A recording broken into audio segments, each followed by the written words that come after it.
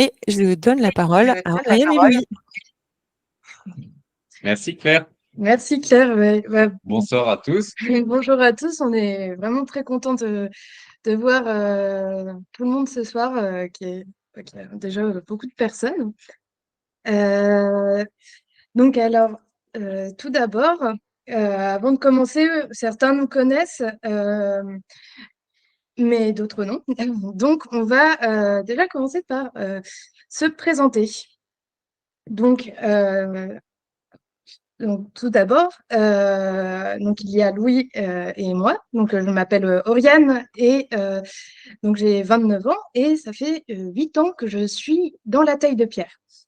Avant de commencer la taille de pierre, j'ai déjà commencé par 2 ans d'études en architecture, mais par besoin de matérialité, de toucher un matériau, je me suis dirigée donc vers la taille de pierre qui permet de bâtir et en même temps de comprendre un savoir-faire complet. Donc, Louis, on s'est rencontrés à Fontainebleau il y a bien 7-8 ans.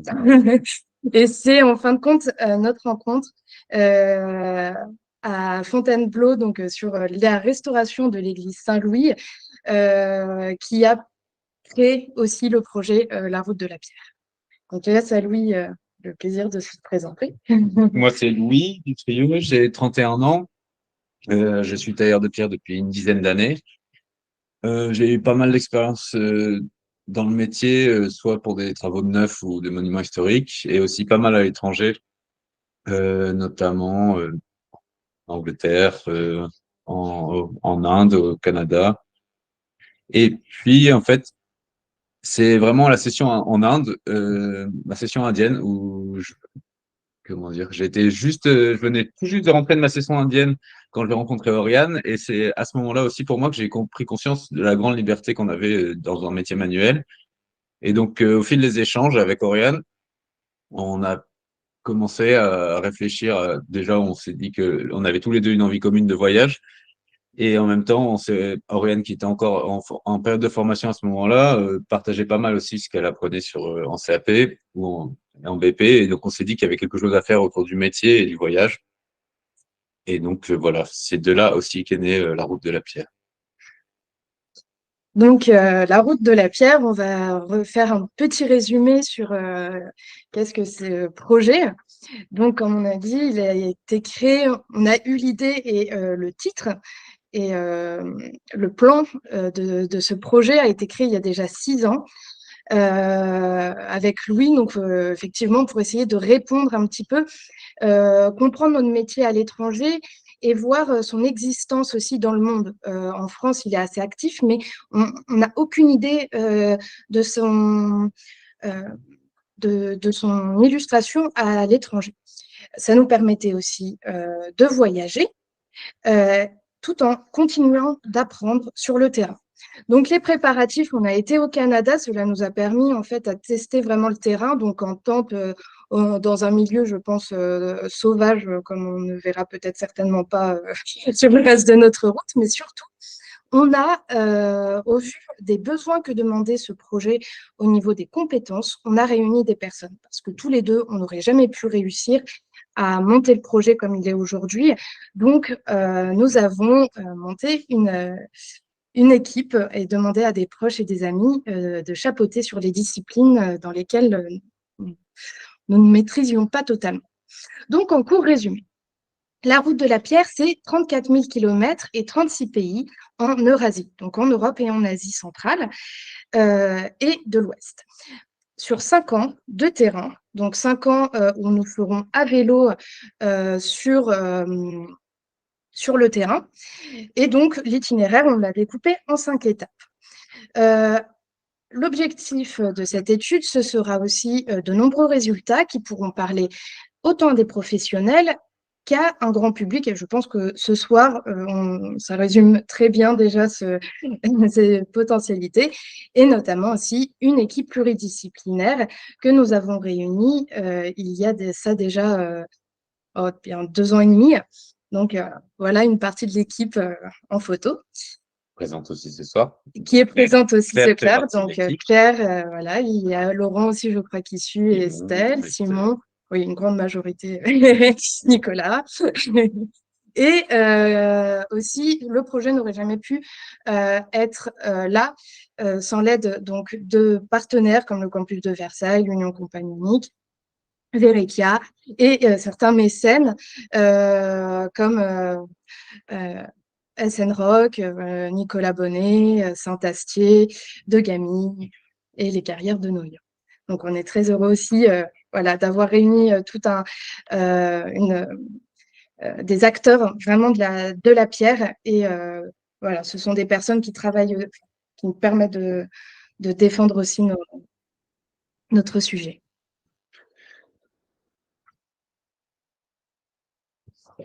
Donc, pourquoi ce projet? On a commencé déjà un peu à aborder l'idée.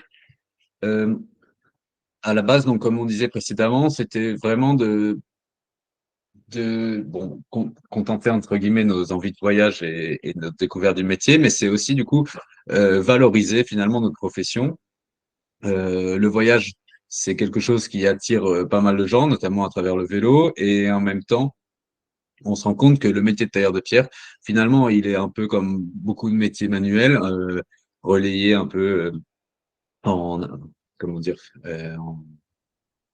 il est un peu mis à l'écart, on va dire, ou dévalorisé. Et donc, on s'est dit qu'à travers notre programme, on allait pouvoir aussi lui offrir une meilleure visibilité, euh, à la fois donc pour un grand public, mais aussi pour les professionnels qui ne connaissent pas forcément ce qui se passe au-delà des frontières françaises. Donc, faire connaître, c'est aussi un de nos objectifs. Euh, Faire connaître, donc comme je disais, faire connaître à travers différents pays et puis faire découvrir également à travers notre voyage. L'idée, donc, c'est de pouvoir découvrir qu'est-ce que c'est le métier de tailleur de pierre finalement aujourd'hui en Eurasie. Donc, c'est créer une étude aussi autour du métier avec plusieurs objectifs. Donc, comme on a dit, faire découvrir à différents publics, à la fois des classes de jeunes, mais aussi des classes de lycéens, d'étudiants, et ainsi que des professionnels, et par le biais de reportages, d'expositions et d'événements qui sont en cours de création. On va, sans plus attendre, vous faire part de l'itinéraire, de quel itinéraire on a choisi finalement dans ces grandes lignes, dans la totalité du projet. L'itinéraire dont on s'est inspiré est celui des routes de la soie. Pourquoi les routes de la soie? Parce que c'est un faisceau de route commerciale ancienne, mais qui est aussi aujourd'hui très actuelle.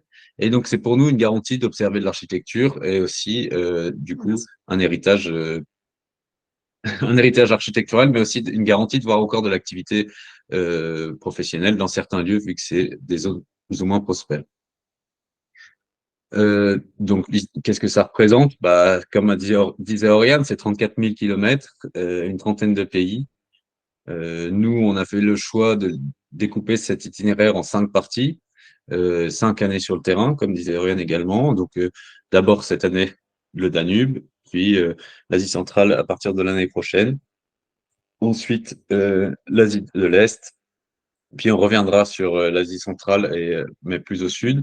Et enfin, dernièrement, l'Europe, et le Moyen-Orient et l'Europe. Donc, la première partie qu'on est en train de terminer, dont nous sommes sur le point de terminer aujourd'hui, c'est le Danube. On arrive au bout, c'est notre dernier pays où on vous parle actuellement depuis la Bulgarie. Donc le Danube, on s'est servi aussi le long du Danube de l'Eurovéloroute 6, qui est finalement qui nous facilite la tâche en termes de déplacement parce que c'est une voie cyclable qui nous mène tout le long de la route. Donc, le Danube, qu'est-ce que ça représente en termes de pays? C'est 8-9 pays qu'on traverse. D'abord, on est parti le 10 juillet l'année dernière au départ de la France, de Meloisé, en Bourgogne. On a rejoint la Suisse, l'Allemagne, l'Autriche, un tout petit bout de Slovaquie, la Hongrie, la Serbie Et finalement, la Bulgarie pour cette année, la Roumanie, on vous en parlera après, c'est quelque chose qui sera hors cadre. Et donc, je vais laisser Oriane présenter la suite. Donc, avant de commencer le vif du sujet, il nous semblait important de revoir un petit peu, pour ceux qui ne connaissent pas exactement ce que c'est la taille de pierre. Donc, la taille de pierre, donc nous sommes tailleurs de pierre, consiste à tailler un bloc de pierre complet de façon à servir l'architecture et grâce à des tracés géométriques. Donc, on est sur soit de l'ornement ou soit de la structure.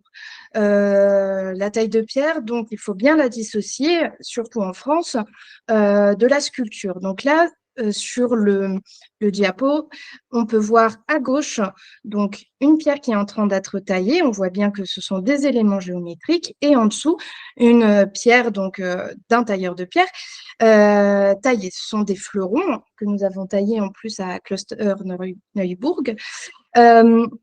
Donc l'ornement peut être après dans ce qu'on voit. Voilà, l'ornement après c'est le tailleur de pierre qui sait le faire ou le sculpteur. À droite, c'est clairement donc organique. Un sujet organique, c'est de la sculpture. Voilà. Donc là, ici, on voit un petit peu, alors, je sais pas si, voilà, quelques gestes de Louis en train de tailler, donc là, de façon traditionnelle, mais actuellement, on utilise quand même la plupart du temps des moyens mécaniques ou pneumatiques, donc des disqueuses, voilà, des outils contemporains quand même. Donc le matériel. Comme je pense que tout le monde a pu le voir, nous sommes partis avec des vélos et 4 sacoches. Donc, pourquoi le vélo? Donc, il y a beaucoup de personnes qui nous ont posé la question. Et en fait, le vélo, c'est assez simple. Donc, il y a tout d'abord une facilité de déplacement, c'est économique, mais surtout, ça nous permet d'une liberté, une autonomie sur place. Donc, dans nos sacoches, nous avons de quoi bivouaquer, de quoi cuisiner, donc un petit peu tout. Je crois qu'on avait la question de qu'est-ce que vous mangez sur le terrain. Donc, des choses assez simples à cuire. Hein, vous voyez, on a, voilà, sur la route, on a un petit réchaud et puis voilà, une casserole et quelques plats, mais en général, voilà, ça va être des conserves, des légumes frais, Mais c'est quand on roule après. voilà, en déplacement. Mais aussi, donc le vélo nous permet de rencontrer. Ça interroge beaucoup de personnes. On est dans la rue et on est des voyageurs visibles qui est actuellement est plutôt rare. Hein. On prend notre valise, on sort de l'avion, du train et puis on rentre à l'hôtel. Nous sommes voyageurs visibles. Donc, ça pose des questions, ça pose des interrogations, d'où vous venez. Et tout de suite, en fait, le dialogue et la sympathie est assez facile. Et pour nous, c'est vraiment un moyen de... c'est vraiment important pour l'étude. Donc, dans nos sacoches, on a 2 petites sacoches devant et 2 grandes sacoches derrière. Et dedans, donc, comme nous disions, il y a de quoi bivouaquer. Nous avons une tente. Ah oui, je ne vois pas trop la vidéo. Donc, nous avons une tente, donc le réchaud et donc du duvet, des matelas. Voilà, c'est quelques kilos pour vivre. Et nous avons aussi et ça, c'est le plus important en fin de compte de notre équipement, nos outils d'étude, mais aussi de taille de pierre. Donc, en taille de pierre, nous avons une petite trousse à outils qui nous permet d'arriver dans les entreprises et d'être assez autonome. C'est simple, basique. Quelques ciseaux, comme on peut le voir, dans une trousse, attention, qui a été offerte par l'un de nos partenaires et Floquer la route de la pierre. Voilà, ça a voyagé, ça a pris un petit peu d'humidité quand même. Donc, dans nos outils, voilà quelques présentations hein, qu'on a. Donc, nous avons un bol qui permet donc de créer la frappe sur l'outil. Nous avons quelques ciseaux qui proviennent donc maintenant très peu de France puisque l'embout n'est pas adaptable dans les autres pays. Puis, nous avons donc des ciseaux, beaucoup qui proviennent de Hongrie, que l'on s'est procuré en Hongrie.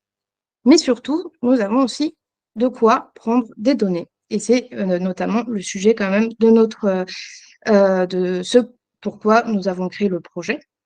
De nombreux carnets de bord, carnets de notes, carnets de croquis. Et aussi, au fur et à mesure, nous amassons des échantillons, des données physiques que nous envoyons chaque mois à notre archiviste, Viviane André. Et nous avons le matériel numérique qui permet la prise de données numériques. Donc, comme pour nos interviews, nous avons un enregistreur, nous avons micro, photographe, appareil photo pour photographier et filmer, et aussi un ordinateur qui nous permet d'écrire, de rendre, d'organiser nos données, et aussi, par exemple, comme ce soir, de faire une visioconférence. Ouais. Alors, la présentation du voyage. Donc là, on rentre un petit peu dans le vif du sujet. Donc, pour organiser cette première présentation, donc, nous rappelons le thème qui est vraiment le retour d'expérience de cette première année. Nous avons eu une phase qui a duré bien 2 mois afin de comprendre notre quotidien, qui est quand même assez particulier, et de créer une organisation dans notre méthode de travail. Donc, nous avons pu, au bout de 2 mois, dégager plusieurs périodes. Donc, notamment, en premier temps, nous avons nos périodes de transit où nous sommes à vélo, nous partons d'un point A à un point B et nous observons. Alors, nous allons peut-être voir une entreprise, des carrières, donc à ce moment-là, on s'arrête, ou un monument, et nous prenons des croquis, etc. La période de recherche, donc là, si on trouve une place intéressante, nous prenons des données de terrain.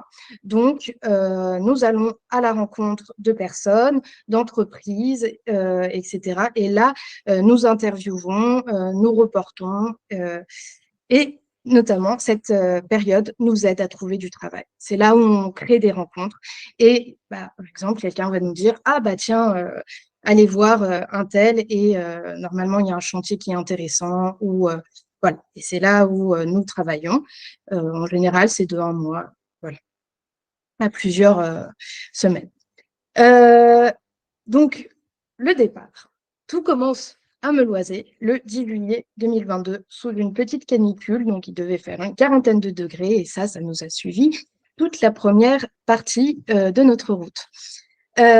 Donc, la période en France, comme je disais, ça nous a vraiment permis de se mettre dans le bain, de comprendre et d'organiser notre quotidien. Donc là, par exemple, une période de croquis dans un petit village en France et une mise en route, donc comprendre le bivouac, voilà, avoir des habitudes en fait dans le mouvement, à trouver de l'eau, voilà, des choses vraiment simples, mais voilà. Se réhabituer à ça. Se réhabituer, voilà, à une vie nomade.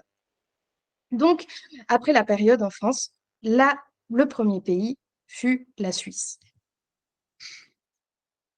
Donc en Suisse, on s'est concentré sur plutôt à Bâle, Basel, qui est une partie en Suisse allemande. Tout d'abord, la première chose qu'on a faite, c'est qu'on voulait commencer à mettre en place, c'était la recherche d'emploi. Mais on s'est vite rendu compte que c'était finalement le mois d'août et que du coup, trouver du travail à cette période de vacances était très difficile. On a eu quand même quelques rencontres, on a visité quelques ateliers, mais pas de travail directement pour nous. Un des indices qui nous a été utile par la suite, c'est le terme Verband en allemand, qui veut dire association professionnelle et qui nous a beaucoup aidé pour la suite de notre recherche de travail en Allemagne et aussi de rencontres d'ateliers. Pas de travail, mais finalement, on a quand même eu la chance de pouvoir visiter la Bauhütte de Basel, de Bâle en allemand. Une Bauhütte, qu'est-ce que c'est? Je vous explique rapidement parce qu'on va en parler régulièrement après sur la phase d'Allemagne et d'Autriche.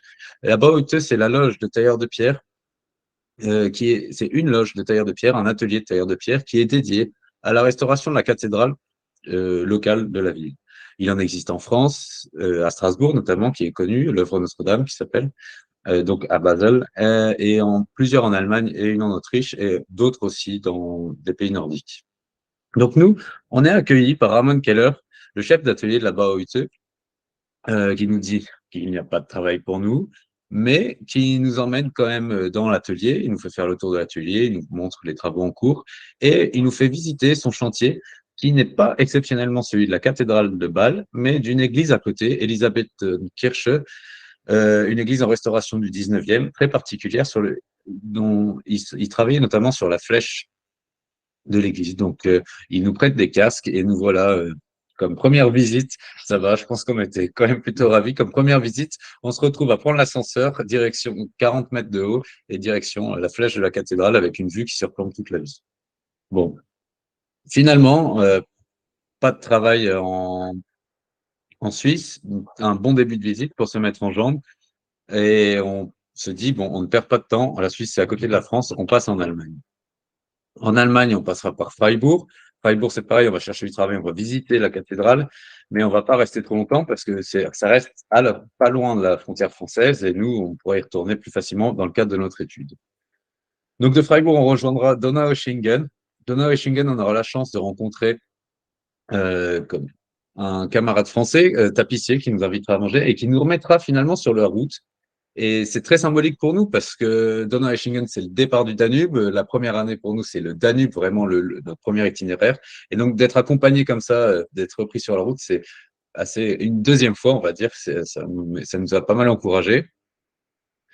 De Donaueschingen, on passera à Ulm, où là, on va découvrir, oui, on avait déjà eu l'occasion de découvrir avec Oriane il y a longtemps, mais on va avoir la chance de visiter la plus haute flèche d'Europe, 160 mètres, 5, donc c'est l'église de Ulm, une église gothique qui a été commencée au XIVe siècle et qui a été finie au XIXe siècle. Pareil, on aura la chance de faire une visite guidée avec le chef de la cathédrale, le chef de l'atelier de la cathédrale, où il y a une Bauhütte également. Et on nous demande s'il y a du travail, naturellement. On est toujours assez impatient de pouvoir absolument travailler dans une cathédrale comme ça.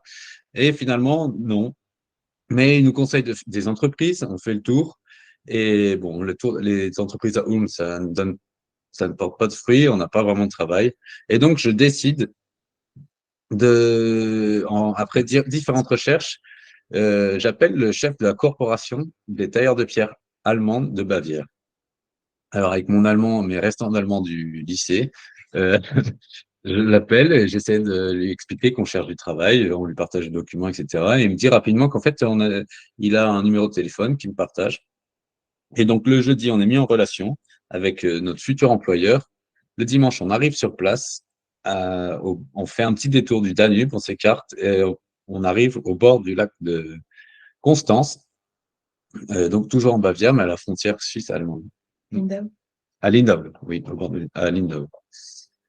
Et donc à Lindau, on fait un tour rapide avant de rejoindre notre patron.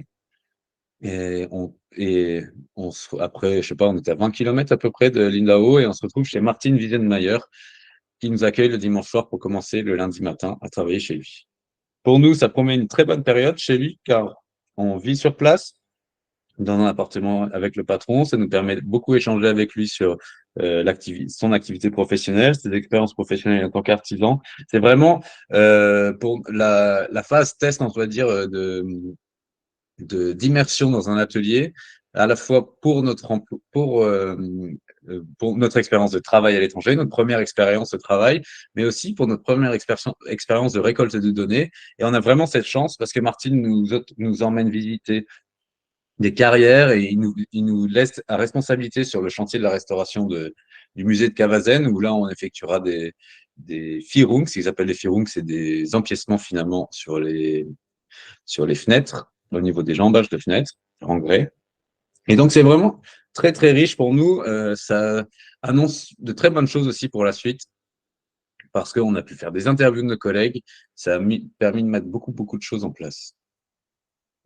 On poursuivra, après 1 mois et demi de travail chez Martine, on poursuivra la route, on reprend le Danube en passant par finalement par Munich, et puis Ingolstadt après vers le Danube, et on s'arrêtera à Regensburg. Et à Regensburg, là, je pense qu'on a eu la plus belle visite de notre vie. Ouais. 6 heures de visite guidée avec le directeur de la Bauhütte, encore la Bauhütte. Il nous emmène visiter son atelier, les bureaux. Donc, on peut avoir voilà, quelques outils, mais aussi la salle d'épure et de plans, là où il dessine les gabarits encore à la main, même s'il utilise aussi l'ordinateur.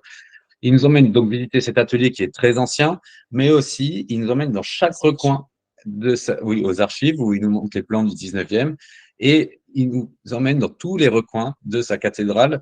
La cathédrale, c'est une des premières cathédrales gothiques allemandes, d'un style un peu gothique français.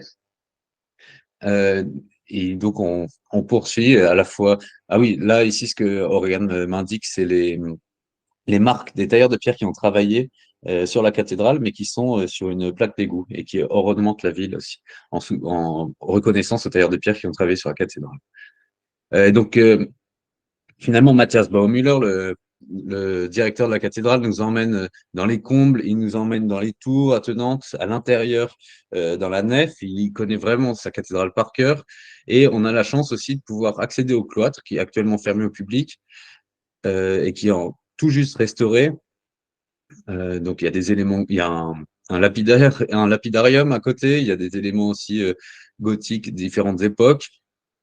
La salle, oui, une chapelle du cloître, mais aussi voilà, des couloirs, une des églises les plus anciennes de Regensburg, d'inspiration sur plan byzantin, je sais plus. Bon, je veux pas dire de bêtises, voilà.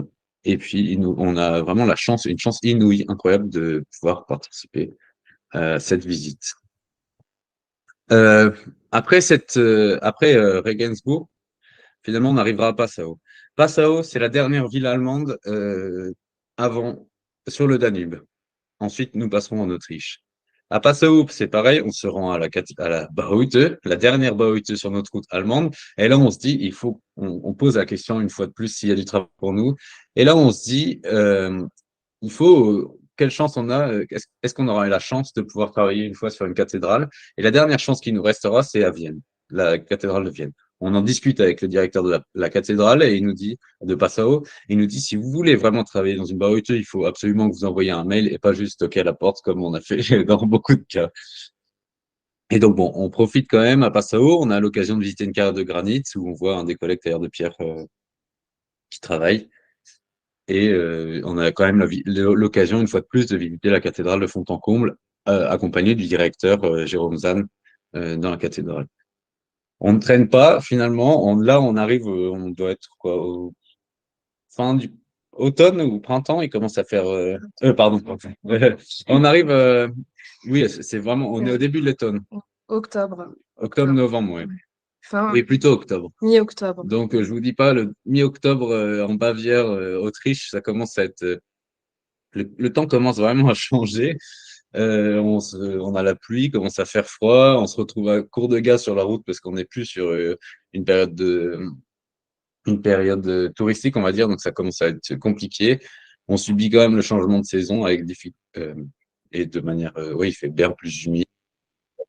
Mais il y a quelque chose quand même, c'est que la route, cette portion de route là, depuis la frontière allemande jusque vers Vienne, elle commence à être vraiment magnifique. On longe des falaises, le Danube, c'est calme, il n'y a pas un chat. Bon, je vous avais dit au préalable qu'on devait contacter la Bauhütte de Vienne. On les a contactés depuis l'Allemagne, et finalement, on y arrive. Ah, pardon, oui, ça te... Donc, donc, on arrive en Autriche, donc mi-octobre. Donc forcément, voilà, c'est l'automne, comme disait Louis. Il commence à faire froid. Je crois que on se prend la pluie, mais ça continue dans tous les cas aujourd'hui. Et ça va nous continuer pendant tout le trajet. C'est-à-dire que je pense qu'on doit avoir 70%, ça doit être de la pluie. Donc, on a l'habitude de faire du vélo, tout de plastique vêtu. Donc, on arrive à côté de Vienne. Il y a une ville qui s'appelle Klosterneuburg et puis on arrive devant le chantier. Une église donc, qui a été énormément restaurée au 19e. Hein, petit peu du Viollet-le-Duc. Donc, on passe un peu nos têtes derrière les tissus de l'échafaudage qui normalement bloquaient la vue. Et puis, on voit des morceaux de pinacle qui sont en train d'être taillés. Et on voit quand même que ça a l'air d'être un gros chantier. On fait « Ah, ça peut être intéressant. » On prend note. Si au cas où la cathédrale de Vienne, ça ne fonctionne pas. Donc on continue, on se retrouve à Vienne et on découvre donc la cathédrale dans laquelle nous devons travailler. Et aussi, nous nous nourrissons, nous sommes accueillis par Christophe, qui est le monsieur Mannermann, qui est tout en rose. Et la cathédrale, en fait, et la Bauhütte a été pendant des années et encore aujourd'hui financée par les petites gaufrettes Manner. Et on est accueillis avec des petits paquets de gaufrettes et notre collègue qui est habillé tout en rose. Enfin, c'est génial. Donc ça commence, voilà, on est un peu dans une ambiance qui est totalement Un peu surréaliste. un peu surréaliste, ouais. Et donc, on nous dit, oui, bah alors, bon, on va vous passer tous les détails administratifs qu'on a dû avoir, voilà, mais on a réussi à travailler à la cathédrale. 10 jours. 2 jours, malgré voilà, des Dans les vites camps. administratives. On nous emmène tout en haut de la cathédrale. On ne travaillera pas en fait dans l'atelier principal de la Bauhütte. On travaillera tout en haut. Donc là, vous voyez la petite fenêtre. On est sous les toits, sous les combles de la cathédrale. On était, Louis et moi, dans cette petite pièce qu'on voit là à gauche, hein. Donc avec des vieilles images, etc. Et puis, voilà. Donc tranquille, on était tout seul, improbable. Donc notre mission pendant 10 jours, c'est de réaliser, je crois qu'en Autriche, c'est les fleurons qui vont nous, les pinacles qui nous, voilà, qui vont nous suivre. Donc là, c'est un tout petit morceau de pinacle avec une réservation donc pour l'ornement qui sera sculpté. Donc tout à la main pendant une dizaine de jours. Et aussi à la cathédrale, on a des collègues qui sont l'administration et le chef n'est pas forcément voilà, mais on a vraiment des collègues top. Donc là voilà une partie de nos collègues et c'est eux qui vont nous aider au bout de 10 jours. Donc nous on avait fini notre mission à la cathédrale et ils nous disent allez voir une autre entreprise et qui travaille où? Sur le chantier de Klosterneuburg, où on avait zioté l'église 19e tout juste en arrivant. Donc, on se retrouve sur le chantier à moins 10 degrés avec des blizzards à 50 mètres de haut. Non, 56 mètres de haut. 56 mètres, ouais. 56 mètres de haut avec un blizzard de fou. Mais notre mission, je ne sais pas si ça va se mettre la petite vidéo, non. Ça, il y a trop de monde, je pense. Ouais. Ça fonctionne. Bon, on va faire par l'image. Ah oui, bah ouais. Ah si, on voit un petit peu. Donc, nous aurons à faire des firongues, donc un peu comme notre premier chantier à Lindau, mais pour donc, les fleurons, ce qu'on appelle les fleurons. Pinacle. Et les crochets. Désolée. Les crochets, donc les croquettes, voilà, qu'on voit ici, et qui sont en fait un feuillage qui représente un peu comme un bourgeon avec du feuillage. Donc, c'est aussi un petit peu une initiation à l'ornement parce qu'on n'est pas forcément très spécialiste, mais justement, on apprend et c'est extrêmement intéressant, bon, malgré le froid, etc. Et la neige, comme on voit un petit peu là, bon, ça a l'air d'être saccadé la vidéo, mais voilà. Par contre, à Vienne, donc, on a toujours cette visite magistrale encore une fois, d'une nouvelle cathédrale. Et là, on visite, donc, on a les archives avec des centaines de cailloux qui sont stockés, soigneusement notés pour après soit servir de modèle, soit ils sont stockés pour être restaurés et reposés.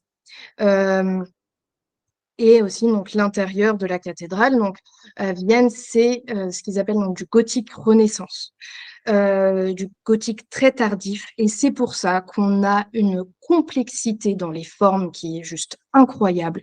Donc là, par exemple, on a, en fait, c'est une, je sais pas, sous l'escalier, en fait, sous le dais, ouais, sous le dais de la chaire de la cathédrale, on a cette voûte Avec l'architecte qui se représente. avec le maître d'œuvre, voilà, qui passe la tête par la fenêtre. Et à Strasbourg, on a le même traitement. Donc, c'est la fin pour nous après 2 mois et demi, 2 mois, ouais, un peu plus de 2 mois en Autriche. On dit au revoir à nos collègues à la BAOUTE. On organise voilà, une petite soirée à la BAOUTE. Donc, il y a nos collègues de Klosterneuburg, on a nos collègues de la cathédrale et toutes les personnes qu'on a pu rencontrer. Et c'est vraiment très chouette. Et voilà.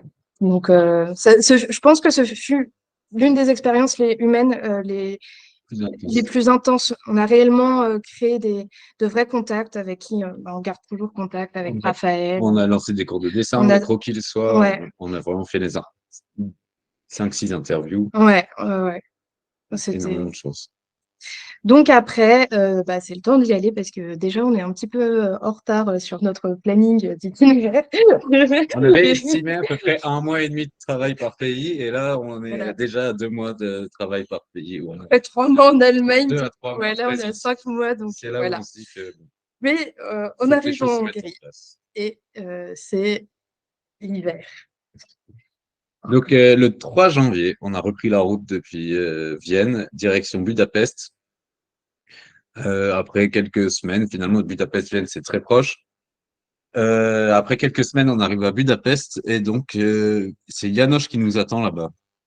Janosch, c'est un compagnon tailleur de pierre qui est francophone, enfin, qui est plus que francophone, qui doit être, je sais plus, il parle aussi espagnol, un peu d'allemand, anglais et hongrois, naturellement, parce qu'il est hongrois d'origine. En arrivant, il nous aide finalement beaucoup à trouver du travail à Sjócskút. Sjócskút, c'est le nom du village dans lequel il y a une carrière de pierre, mais aussi un atelier dans lequel on va travailler pendant à peu près 3 semaines. Ça va être 3 semaines où on a vraiment une chance assez extraordinaire, c'est qu'on va tailler des éléments néo-gothiques comme ça, simplement dans cette pierre très tendre dans l'atelier de Sjócskút. Donc là, une petite vue panoramique de l'atelier. C'est vraiment très sommaire comme atelier. Des abris en bois pour se protéger de la pluie, le Fenwick et les blocs qui sortent directement de la carrière que je vais vous montrer après. Donc voilà les éléments qui taillent sur place, des éléments soit en pierre très tendre, soit aussi en travertin. Les éléments gothiques qu'on voit, ils sont immenses et c'est en pierre de travertin, donc une pierre très dure. Par contre, les morceaux de réseau qui sont ici, de style néo-gothique, on voit bien les profils. C'est en pierre de Sjócskút. La pierre de Sjócskút, c'est une pierre qui est extrêmement tendre, on peut utiliser un chemin de fer, on dirait la gratter à la petite cuillère, on va dire. Et donc, on passe 3 semaines, voilà, ça se passe bien, on a nos outils, on nous prête des machines électroportatives et on voit de dos, là, Harpy. Harpy, c'est notre collègue le plus ancien de l'atelier, il a presque 56 ans de métier. Mais c'est aussi lui qui nous donne le travail à faire. Et c'est là où vraiment on se rend compte que notre métier, c'est un langage, parce que Harpy, donc 70 ans, il parle que hongrois, c'est lui qui nous donne le travail à faire, et on arrive à se comprendre, on rigole avec lui, on passe un excellent moment, et voilà, il suffit que de ça pour s'entendre. Donc, comme je vous disais, on est juste à côté de la carrière. Vraiment, il y a même un moment où on prend le Fenwick et on va chercher nos blocs directement de la zone d'extraction. Donc, c'est une carrière qui a été utilisée vraiment pendant la période communiste très longtemps. Et puis maintenant, ils extraient des blocs pour faire de la construction rapidement. Et exceptionnellement, ils extrayaient des blocs pour le chantier sur lequel on travaillait. Voilà. Le chantier sur lequel on travaillait, vite, un petit aparté, c'est la reconstruction d'un bâtiment néogothique 19e sur la colline de Bouda, qui est destiné à être le nouveau ministère des Finances hongrois. Voilà, et donc on travaillait avec toute cette équipe, Zoltán, Harpy, avec sa barbe dont je vous parlais, bon, Oriane, que vous connaissez, Guéry et Andreas. Des allures de pirate. Des allures de pirates. Sur nos 4 collègues, là, il y en a quand même ouais, quelques-uns qui parlent un peu allemand, un peu hongrois, un peu anglais. Donc, on mélange tout ça sur l'atelier et ça se passe très bien. Vraiment, on passe un excellent moment. On a de la chance, Zolan prend vraiment soin de nous et il nous emmène voir Ola Mirael à la forge. Et là, ça tombe très bien pour nous parce que finalement, ça nous permet d'échanger nos outils. Et on découvre un univers, voilà, dans la petite cabane, un univers extraordinaire. Ola, il fournit tous les outils de tailleur de pierre dans les alentours de Budapest et même plus loin parce qu'il en a envoyé en France, en République tchèque et dans d'autres pays.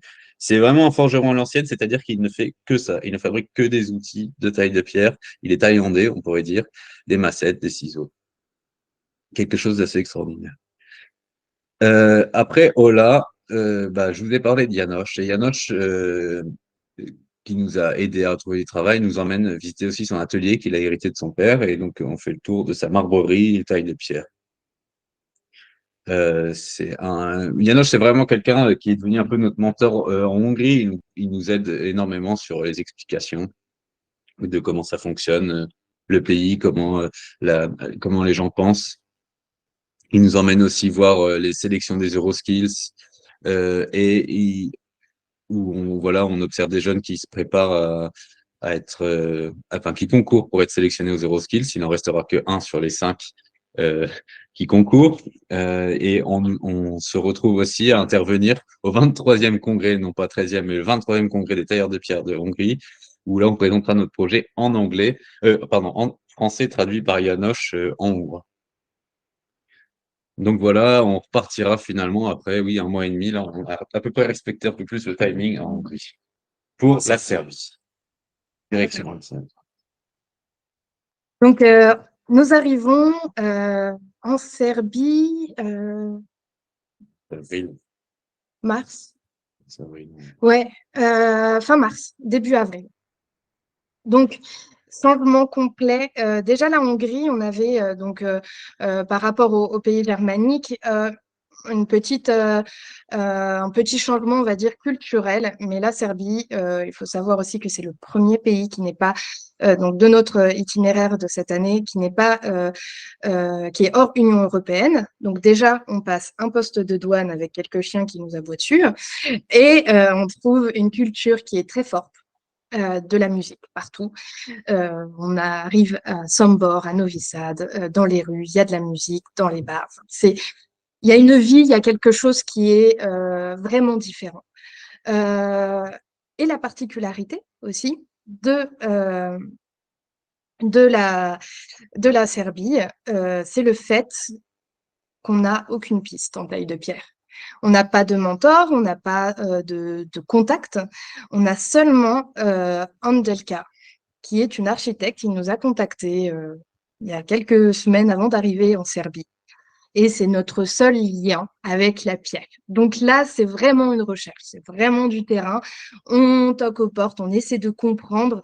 Voilà, donc on arrive à Belgrade et on va donc d'abord visiter la cathédrale de Belgrade qui est qui est très récente, hein, qui est encore un peu en travaux et qui est réalisée donc en pierre, mais par contre structure béton. Et habillage pierre. Donc, comme on voit sur la photo ici, tout est fait à la machine. Donc ça, c'est intéressant. Déjà, ça nous donne un indice, c'est-à-dire que si une construction comme celle-ci est faite, est réalisée donc totalement à ce qu'on appelle une 5-axes, hein, à la CNC, ouais, ça permet donc de réaliser des choses vraiment très détaillé. Ça peut être un bras mécanique qui réalise vraiment des choses extrêmement précises. Oui, je voulais juste noter aussi qu'on observe que la forme là, de la cathédrale, on n'est plus sur du gothique. Oui. Et on arrive aussi dans un pays qui est… D'influence ottomane beaucoup plus Ouais. forte, quoi. Donc, nous rencontrons avec grand bonheur Angelka, avec qui nous allons à l'exposition au salon de la taille de la pierre, au salon de la pierre de Belgrade, et qui va nous donner quelques pistes, notamment celle notamment celle d'aller voir une carrière de marbre blanc à Arandelovac, village d'où elle vient, enfin la ville d'où elle vient.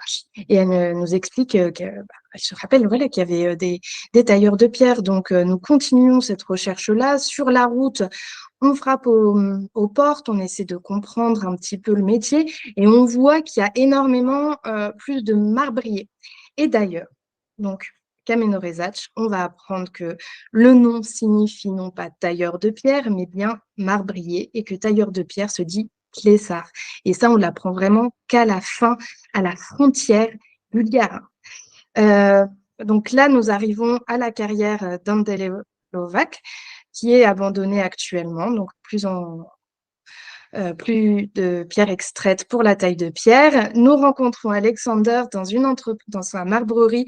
Donc, on voit bien en face, il est en face d'une carrière de pierre, mais toutes ces pierres sont issues de pays étrangers. Donc, c'est de l'importation complète. Donc là, on voit le fournisseur qu'on a été visiter juste après. Et ce ne sont que des pierres d'importation.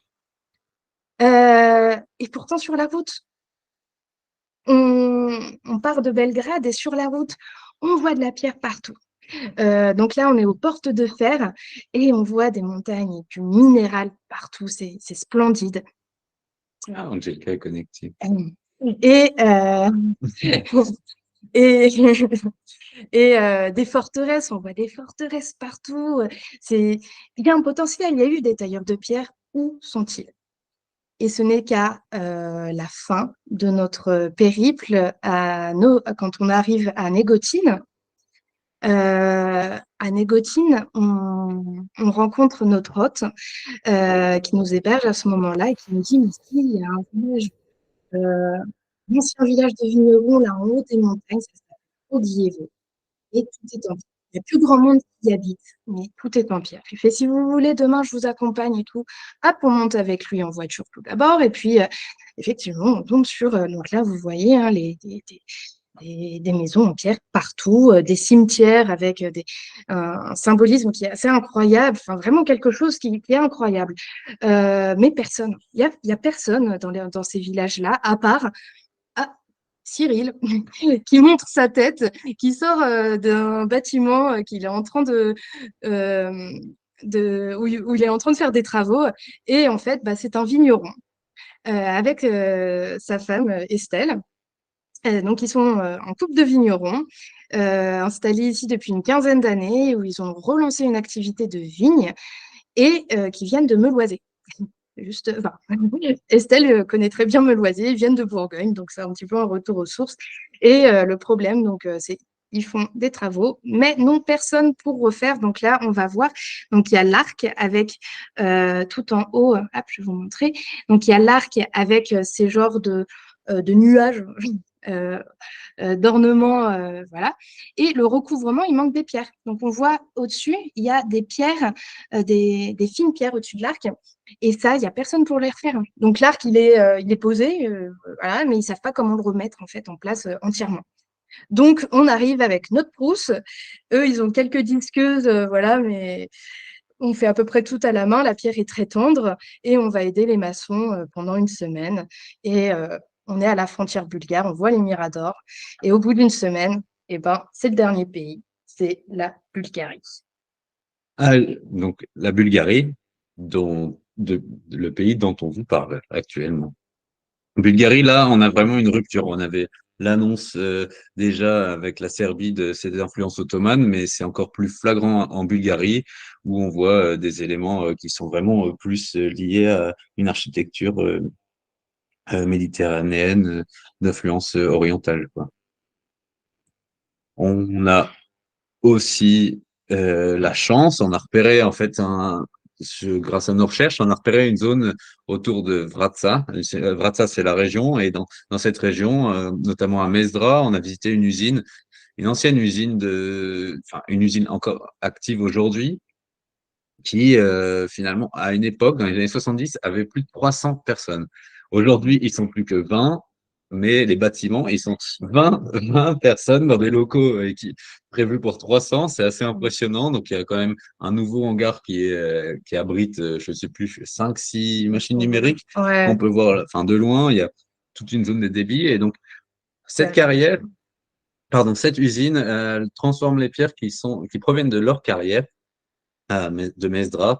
Vraiment une pierre très, très belle. Comme dans toute la région, c'est un calcaire ferme, dur, qui prend le poli et qui est extrait au fil à la haveuse. Et, ils arrivent à sortir des blocs homogènes, donc ce qu'on appelle les blocs marchands, qu'on peut voir sur la photo. Ils arrivent à sortir des blocs qui font 3 mètres de long, je sais pas, 1,50 m de haut, de très très bonne qualité.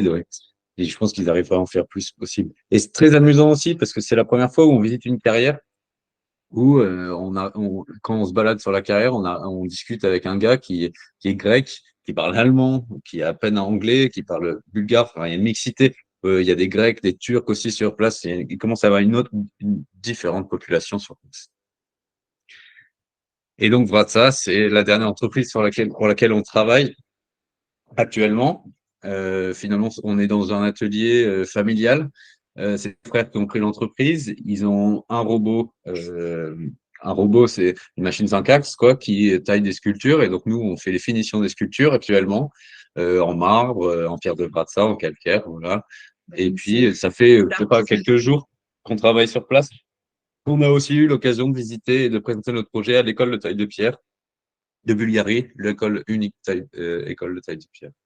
Et donc, on continuera la suite jusqu'à peu près à la fin du mois. Ouais. Donc là, ouais, c'est vraiment notre dernière expérience de travail sur la route. C'est donc là, on a nos billets, donc on va rentrer en bus le 8 juillet pour 2 jours de bus jusque Paris. On va essayer d'aller à la mer Noire, hein, ça c'est vraiment notre objectif quand même. On va à la mer Noire, ouais. Et donc on aura une petite dizaine de jours après notre embauche là sur lesquels on est. Et au retour, ce n'est pas fini parce que ah oui, on a de nombreux événements à venir. Je ne sais pas si Claire veut les présenter. Alors, me voilà de retour. Vas-y, tu peux passer les slides.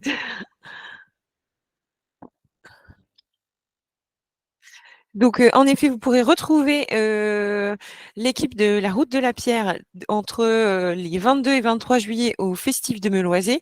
Meloisé, pour rappel, est situé en Bourgogne. C'est un événement qui a lieu une année sur deux de tête au cœur du village. À la mi-septembre, ce sont les Journées européennes du patrimoine au campus de Versailles, où la Route de la Pierre interviendra. À fin septembre, c'est le 35e Festival des Globetrotters à l'Opéra de Massy.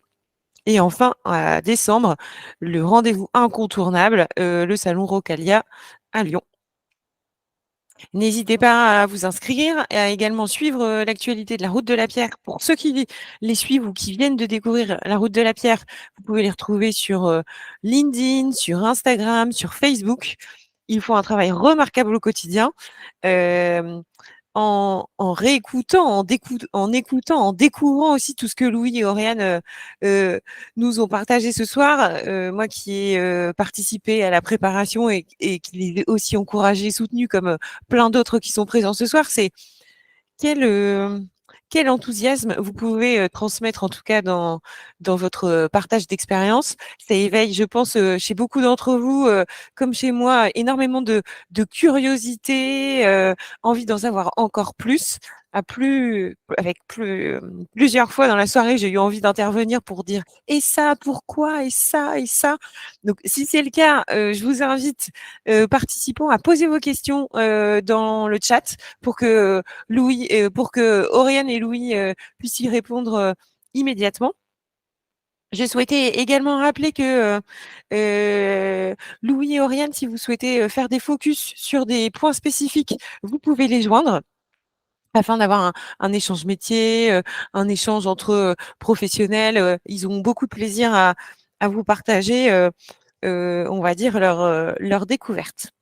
Et en synthèse, parce que je me dis parfois c'est bien d'avoir aussi des chiffres, parce que en échangeant avec eux, j'étais là quand même, vous avez fait quelque chose d'incroyable. Est-ce que vous vous en rendez compte? Je pense que ça répond déjà aux objectifs qui se sont fixés que ce premier partage ce soir. Parmi les chiffres que j'ai retenus, donc il y a le nombre de kilomètres parcourus, on en est à près de 4000, c'est 5 BAO-UTE, c'est plus de 40 entreprises plus de 40 entreprises visitées et un travail dans 8 d'entre elles. C'est aussi plus de 60 monuments ou bâtiments traversés et découverts. Ce sont plus de 7 carrières de pierre avec, donc du coup j'en ai aussi appris, ils ont travaillé sur tous les types de pierres sauf un. Louis, je sais plus lequel, si tu peux préciser, mais entre la dure, la tendre, le granit, le Ah. marbre. Oui, les types de pierres, oui, on a travaillé sur des grès, des calcaires tendres, des calcaires très durs, des marbres. Il nous manque que l'expérience du granit pour l'instant. Et je voudrais juste rebondir sur une question de Jean-Michel Bouchard. Et c'est vrai qu'on a oublié de reciter. Donc la prochaine étape de notre voyage après la Bulgarie, donc on rentre là début juillet, on sera de retour en France jusqu'au printemps de 24. 2024. Et là, on repartira depuis la Géorgie pour la deuxième étape de notre projet. Oui, on se remettra en route. Oui, mais on repartira pour la Géorgie, pour la partie de l'Asie centrale de notre étude. Et tout, donc on a un peu parlé aussi, mais donc cette période-là, elle est importante parce que ça va nous permettre de mettre à plat un peu l'ensemble des données qu'on a récoltées.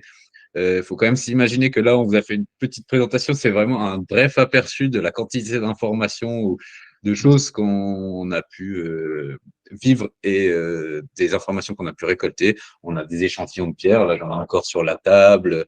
On a Oui, des parce que petits, les on a des chiffres, livres, on a oui, des c'est ça. livres Vous me le pneumétrie partagiez. par taille de pierre. On a énormément de documents en fait qu'on dédicacés par le directeur. Voilà, on a énormément de choses. Oui, parce que hier, vous me partagiez plus de 50 kilos d'archives, 4 journaux de bord, 10 carnets de croquis. Ça commence à faire Bien, un merci. sacré volume. Nicolas pose la question, à quand un séjour Route de la Pierre à votre rencontre? Nicolas, tu sais très bien. Nicolas Bonnet, c'est le président de l'association Savoir-Pierre qui soutient le projet. Enfin, l'association soutient le projet. Et Nicolas, il sait très bien qu'il a invité à aller faire du poney. Merci, monsieur Pérus. Merci.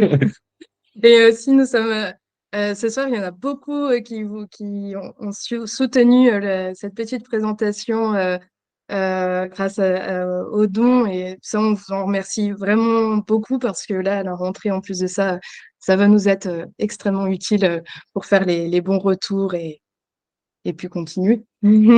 Et donc, est-ce que vous avez d'autres questions? Ou est-ce que Claire, tu avais des questions qui avaient été enregistrées auxquelles on peut répondre rapidement, auxquelles on n'a pas répondu? Alors, attends.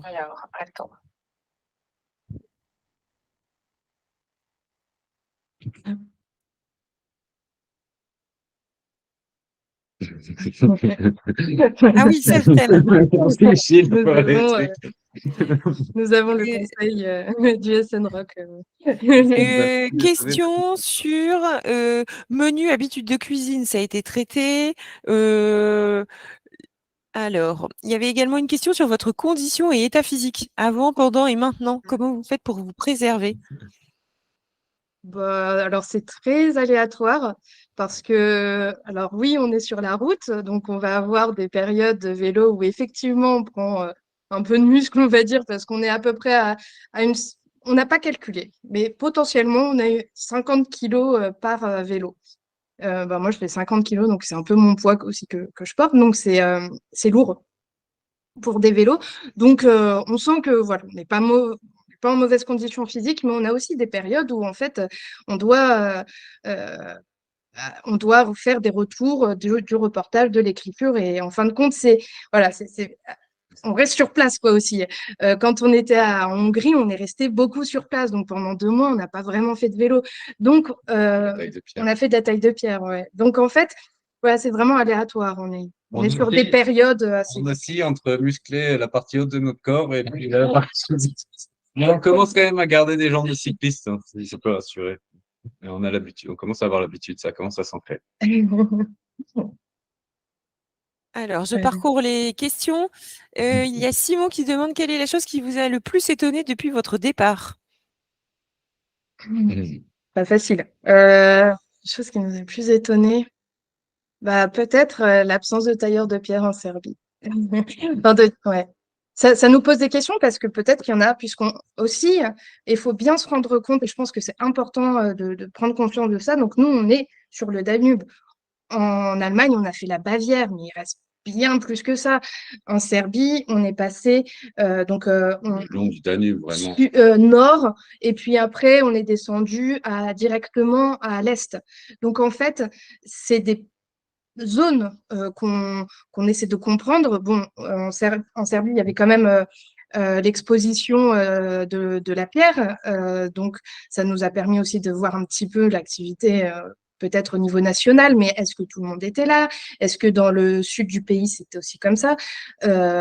Voilà. Ça soulève Ça, plein de questions, Mm. mais moi, ce qui m'a le plus surpris, c'est vraiment il y a une forme de douceur à vélo. Il y a quelque chose où on observe les transitions architecturales, elles sont vraiment très lentes, quoi. Le passage de chaque pays, il est quand même très marqué, mais en même temps, on retrouve chaque évolution, chaque identité, mais des éléments de l'architecture précédente. C'est très riche aussi, ça. Une question de Brice. Vous avez dit que la Roumanie serait une étape à part. Pouvez-vous préciser ce point? Et bah, finalement, en fait, la Roumanie, ça rentre plus dans notre timing et on en est vraiment triste. Je pense qu'on a trop traîné, mais c'est la mise en route aussi de notre première année. Mais on s'interdit pas de pouvoir y retourner, en fait, par la suite, à une autre période. Mais on a fait le choix et c'est vraiment pas évident. Je pense que c'est aussi le propre du voyage, c'est de faire des concessions à chaque moment. C'est-à-dire qu'on peut pas, on a une limite de temps et là, on s'est dit que, bah, c'est tout. Il fallait qu'on laisse la Roumanie au profit de la Bulgarie pour pouvoir travailler en Bulgarie et se concentrer un peu sur un pays plutôt que faire un morceau des deux, quoi. Je ne sais pas si ça peut répondre à la question de Brice. Petite suggestion de Patrick qui recommande l'usage du vélo électrique pour la Géorgie, puisque ça monte pas mal du tout.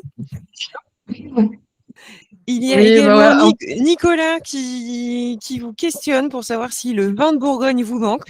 Et d'ailleurs, moi, je compléterai la question. Quelles sont les choses ou les produits qui vous ont le plus manqué pendant ce périple?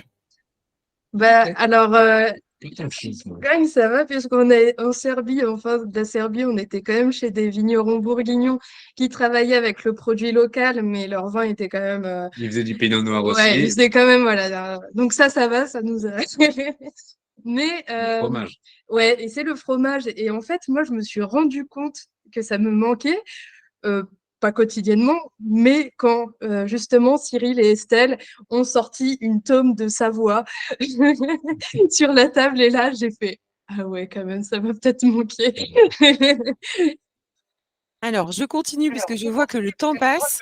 Question de Elora, donc, qui nous partage le fait qu'elle vous a découvert sur les réseaux et vous en félicite. Elle travaille dans la pierre sur les chantiers de neuf et de restauration et elle souhaiterait avoir un mot de votre part sur la préservation des monuments en pierre dans les différents pays traversés. Est-ce que vous avez vu une pratique différente? Ouais, je pense que alors en Allemagne, il y a et notamment dans les Bauhütte, on nous disait que on va dire les décisions politiques et de gestion de restauration, en ce moment, ça allait plus vers vraiment le travail de restaurateur. Donc, c'est-à-dire conserver un maximum, au maximum le bâti ancien.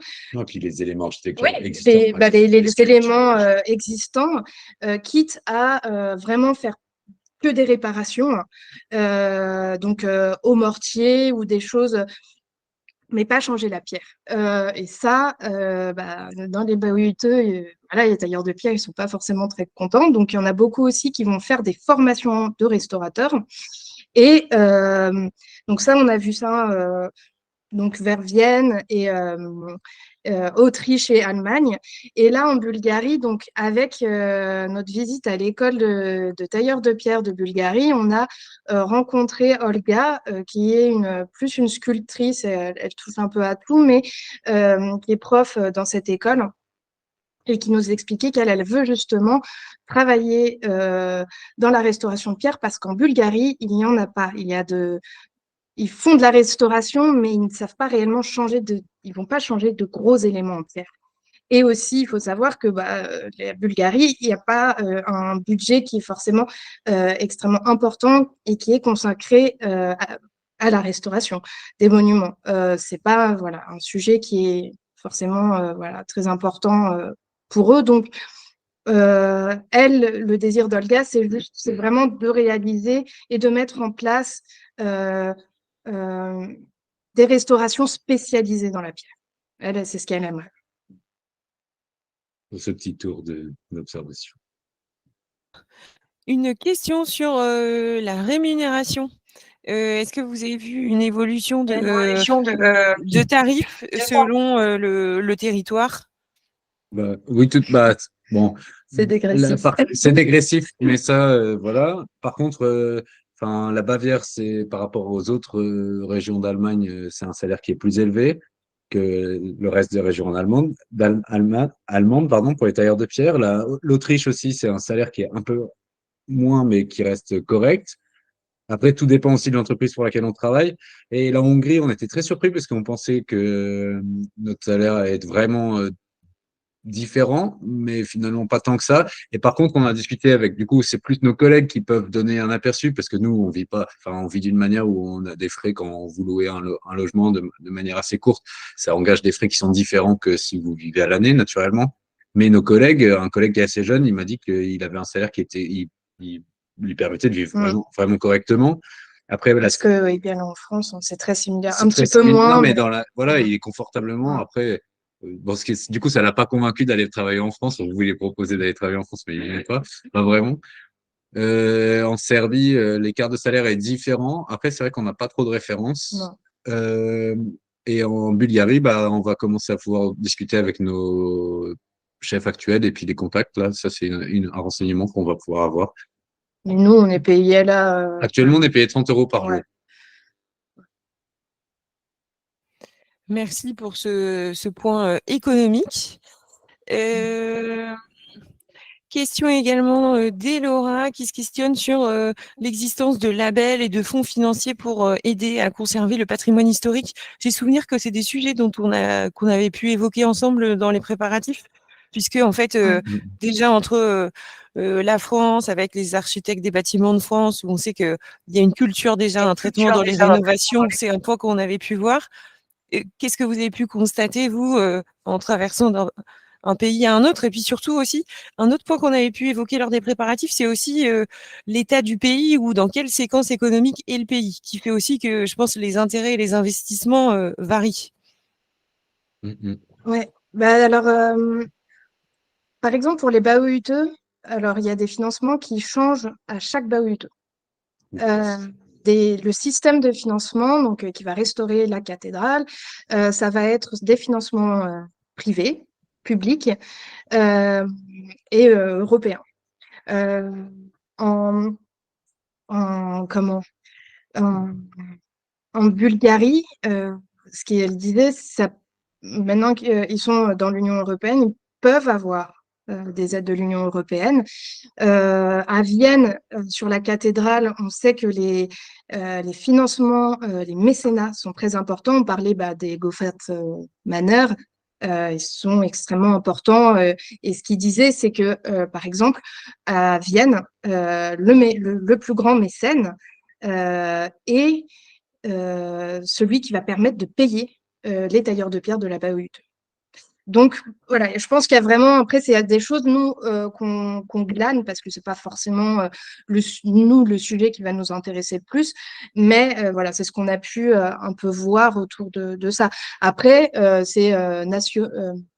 en Hongrie, c'est pas de la restauration, c'était vraiment de la reconstruction, et là, c'est national, quoi. Là, c'est l'État, fonds européens, et c'est l'État qui paye, puisque c'est pour faire le ministère, plusieurs ministères. Donc là. Mais c'est très variable. C'est une des discussions qu'on a eues aussi récemment en Bulgarie avec la professeure qu'on a rencontrée, Olga. C'est aussi que d'un pays à un autre, les besoins et les priorités sont pas forcément les mêmes. C'est-à-dire que quand vous avez des infrastructures plus publiques, à rénover. Avant, c'est des choses qui passent en priorité par rapport à des monuments historiques. Après, on sait aussi qu'il y a il y a sûrement des éléments qui sont classés UNESCO et qui ont des aides et des choses comme ça, quoi. Mais on n'est pas encore trop, on s'est pas encore trop rapproché de, enfin, c'est très variable, en fait. Pardon. La, la diversité des chantiers et ça nous arrive de pouvoir y trouver un intérêt quand on voit des chantiers de restauration, mais finalement aussi, depuis la Serbie, on n'en a pas vu tant que ça, des chantiers de restauration. Donc voilà OK. pour un petit Et tour. Laura est très satisfaite, des précisions que vous lui apportez et elle précise également que ça donne beaucoup d'espoir. Si on poursuit, le tour des questions, une petite question, technique et look, est-ce que vous voyagez en tenue de travail? Ça nous arrive, hein. Bah, à moitié parce que juste pour les chaussures, on est en chaussures de sécurité. On a Sinon, deux paires après, de ouais, on a chaussures 2 paires de chaussures, nos chaussures de sécu et nous sandales. et nos sandales. Donc, Voilà. Très bien. Question suivante. Suggestion de faire un petit tour en Égypte pour le granit, le calcaire et le grès. Mais Gilles, on Oui. attend d'y aller avec toi. Et ensuite, question au niveau de la pratique des projets en pierre contemporaine, au niveau architecture, est-ce que vous avez vu des choses plus innovantes dans les projets? Est-ce que dans les constructions plus contemporaines, la pierre apparaît? Alors, l'appareil, ça va par contre être majoritairement des constructions en plaquage pierre et non pas en massif. Et bah, là où on avait visité, on vous avait montré l'usine en Bulgarie qui représente vraiment bien le, l'entreprise actuelle, c'est-à-dire voilà, tout est fait sous machine. C'est beaucoup du travail de plaque, donc du plaquage.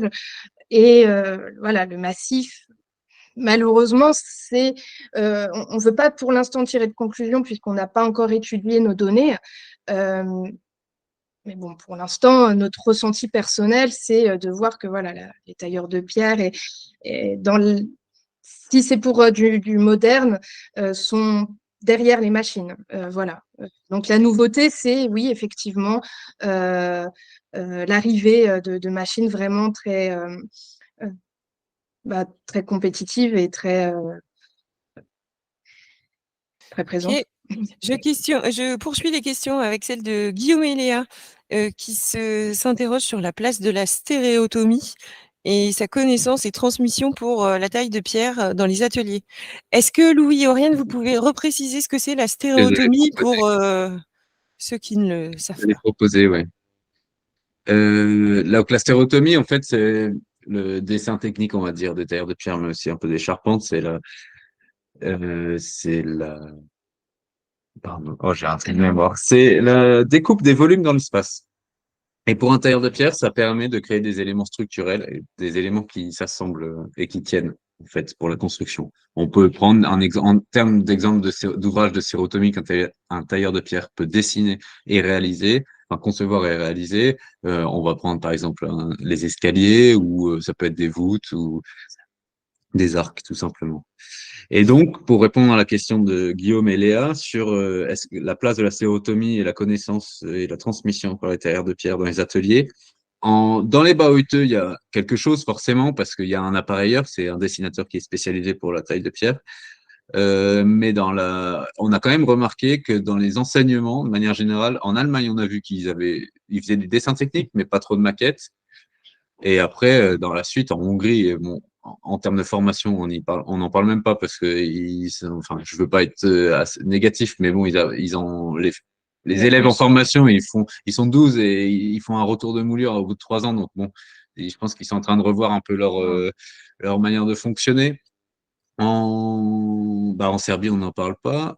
Bah si, Angelika, qui a fait un doctorat Ouais. sur la stérotomie, pourrait Justement, qui peut être aborder le très sujet. intéressant. Ouais. Euh, Et après, c'est en Bulgarie où on a vu vraiment euh, à l'école, même si bon, l'école est avant, donc dans les années 70, il y avait 300 élèves, un truc comme ça. Actuellement, il y en a une quarantaine. Par contre, il y avait on a vu des dessins de stéréotomie et c'est vraiment sur la route avec Olga, la première avec qui on a pu parler de stéréotomie et qui comprend le terme et qui sait absolument ce que c'est.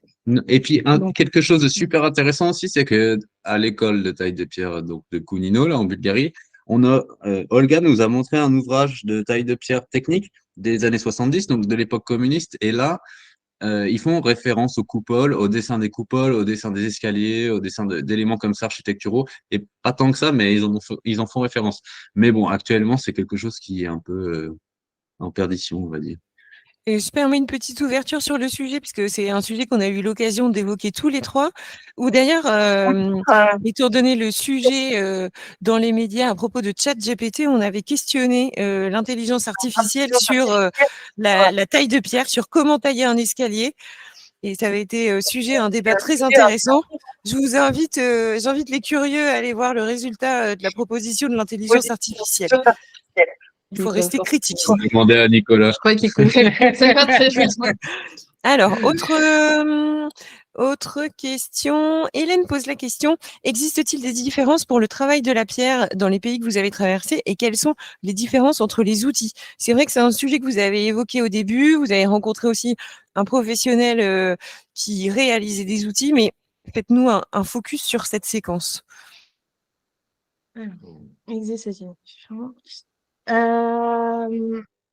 Alors, en général, là, on est sur des formes déjà qui sont assez proches des formes que l'on a en France quand même. Donc, il y a on reste sur de la moulure avec des influences. Là, il y a des influences ottomanes quand même. Oui, mais on l'a pas taillé encore. Oui. Donc, en fait, nous, on a taillé plus du néo-gothique, enfin, des choses qui sont du classique ou Et ça a beaucoup d'impact sur les outils, du coup, dans le choix des outils? Ouais, notamment, on utilise quand même des outils du coup qui sont assez aussi similaires. Et les influences d'outils, de méthodes, de formes, on pense quand même que c'est assez lié. Donc, à part à Chochkout, où on était sur de la pierre tendre, qui peut ressembler, bon, pour ceux qui connaissent la Saint-Maximin qui se trouve au nord de Paris et qui est très utilisée donc dans le bassin parisien pour toute l'architecture parisienne, etc. Où là, on utilise, ou à Nantes, on utilise un rabot, chemin de fer. Et ça, à Chochkout, la pierre le permettait, mais ils ne l'ont pas. Nous, c'était Yanoche qui nous en a donné parce que lui, du coup, il nous a prêté ces outils qui provenaient de France par son expérience en France. Mais sinon, il n'utilisait pas de chemin de fer. Si, ils en ont. Et puis moi, j'ai revu des vidéos, mais voilà, c'est des choses très artisanales bricolé. et ils sont essentiellement équipés pour des outils de pierre dure. Donc, ils se retrouvent à tailler une pierre tendre avec des outils de pierre dure, même si, voilà, avec des méthodes aussi de taille de pierre dure, c'est assez particulier. Après, on a vu quelques trucs sur la gravure des pierres tombales avec des CNC qu'on peut poser directement sur les pierres tombales. On a vu quelques éléments comme ça, mais moi, là, le plus surprenant, finalement, c'est l'atelier dans lequel on est, où on arrive. C'est vraiment une entreprise artisanale, c'est-à-dire qu'ils sont 4 ou 5 personnes, et il y a un robot qui est la machine principale de l'atelier, quoi. Et donc, les outils, là, c'est complètement. On est dans l'artisanat 2.0, quoi. Il y a un côté. Par contre, voilà, les formes, voilà, divergent. Elles sont... Et après, qu'est-ce qu'on pourrait dire aussi, c'est que l'essentiel, là, travailler avec des emmanchements pour les ciseaux pneumatiques de diamètre 10,2, si je me trompe pas, alors qu'en France, on est sur des diamètres 12,7. Donc, c'est assez marrant parce que c'est italien, allemand. Mais les formes sont assez similaires. On a des gradines, on a des ciseaux. Ça dépend aussi de la pierre. Il n'y a pas vraiment quelque chose qui nous a fait ah ouais, j'utilise ça. Non, ça reste quand même très similaire. Et là, peut-être, voilà, on peut se dire qu'effectivement, il y a eu des échanges et que ça ne vient pas de n'importe où, nos outils, quoi. Non, mais on a vu aussi, par exemple, enfin, le cas de la Hongrie est intéressant parce que dans l'histoire du métier de tailleur de pierre en Hongrie, finalement, on découvre qu'au 19e siècle, après l'occupation ottomane, c'est l'Autriche-Hongrie, enfin, l'Autriche qui revient. Et donc, pour pallier à la pénurie de tailleurs de pierre, ils font venir des tailleurs de pierre de Bavière en Hongrie. Et donc, avec toutes les influences de la méthode de travail, avec les outils, et des choses comme ça. Et donc, on voit cet héritage qui transpire dans la taille de pierre en Hongrie, quoi, l'héritage germanique, et c'est très fort. Voilà, c'est des exemples comme ça qu'on a au fur et à mesure. La soirée touche à sa fin. Est-ce que quelqu'un souhaite proposer une dernière question? Alors, on a Ah, le taillandier en. Bah, n'hésitez pas à nous envoyer un mail pour demander le. Si vous avez vraiment une question précise, vous pouvez nous envoyer un mail pour demander le contact de Ola Michael. ouais.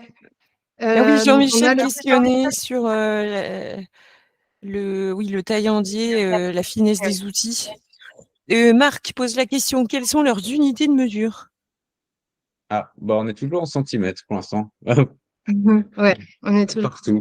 Quoi qu'on a même pas.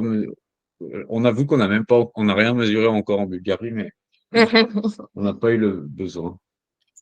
Autre question, la barrière de la langue vous a-t-elle posé problème parfois? Demande Édouard. Bon, pour l'instant, ça va parce que on s'en sort. On a toujours un. Bah, en fait, je sais pas si c'est la chose ou pas, mais ouais, en Serbie, on a eu Angelka qui parlait français, donc elle a pu nous faire comprendre des choses assez rapidement. Et voilà, on a pu échanger facilement. On a posé pour des Français.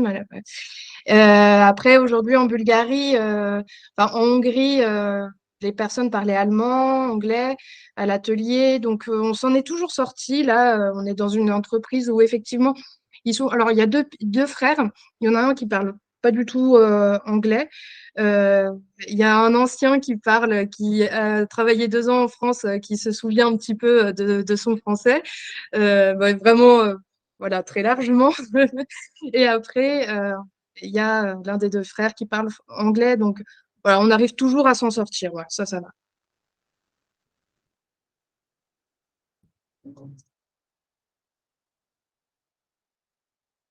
Alors, sa marque de taille, ça va faire une cloche.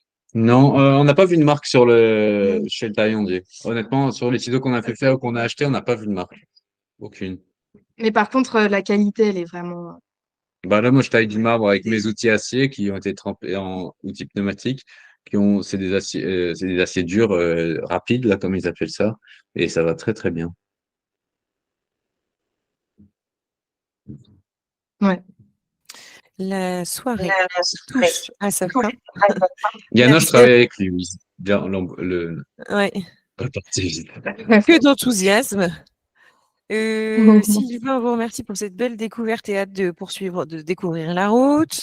Question toujours de Guillaume et Léa sur Janos. Les encouragements de Nicolas à repartir. Voilà, je pense que ça a été une soirée très riche. Je vous remercie d'avoir tous participé et d'être restés aussi nombreux pendant toute la durée de la soirée.